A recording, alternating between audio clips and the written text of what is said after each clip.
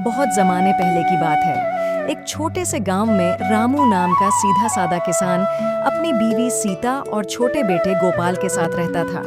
रामू बहुत मेहनती था। वो हर सुबह सूरज निकलने से पहले उठ जाता, बैल लेकर खेत में चला जाता और देर शाम लौटता। लेकिन उसके पड़ोसी धनीराम को यह सब पसंद नहीं था। वो आलसी था, मगर रामू की तरक्की देखकर जलता था। देखो तो जरा, वो रामू रोज काम में डूबा रहता है और देखो उसकी फसल कैसे लहराती है। भगवान भी बस उसी पर मेहरबान है। तो तुम भी कुछ मेहनत करो ना। नहीं, मैं कुछ ऐसा करूंगा कि वो दोबारा खुश न रह सके। एक दिन रामू खेत से लौटा तो बहुत खुश था। सीता, इस बार तो गेहूं की फसल कमाल की हुई है।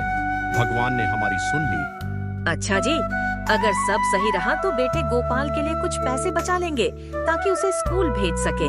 हाँ, यही तो सपना है मेरा। दिन अचानक तेज आंधी और ओलावृष्टि हुई। रामू की सारी फसल बर्बाद हो गई।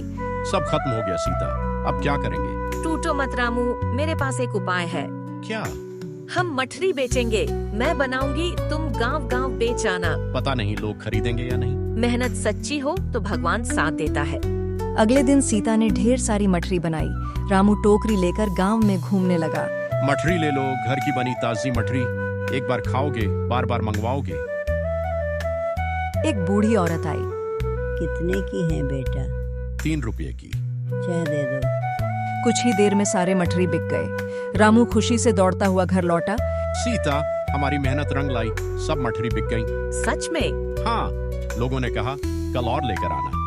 धीरे धीरे उनके मठरी पूरे इलाके में मशहूर हो गए। एक दिन गांव का ठाकुर आया। रामू, मेरी बेटी की सगाई है, मुझे 200 मठरी चाहिए, क्या बना दोगे?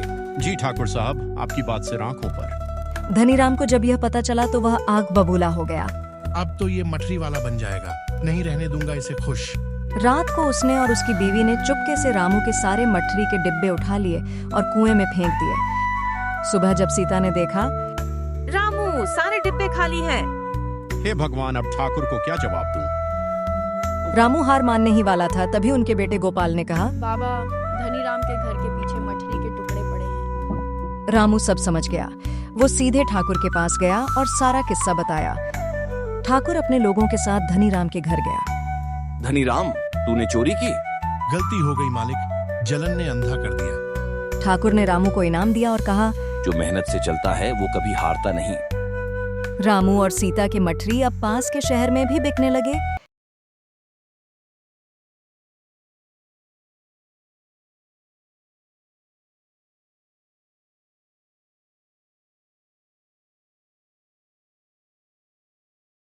रामू और सीता के मठरी अब पास के शहर में भी बिकने लगे।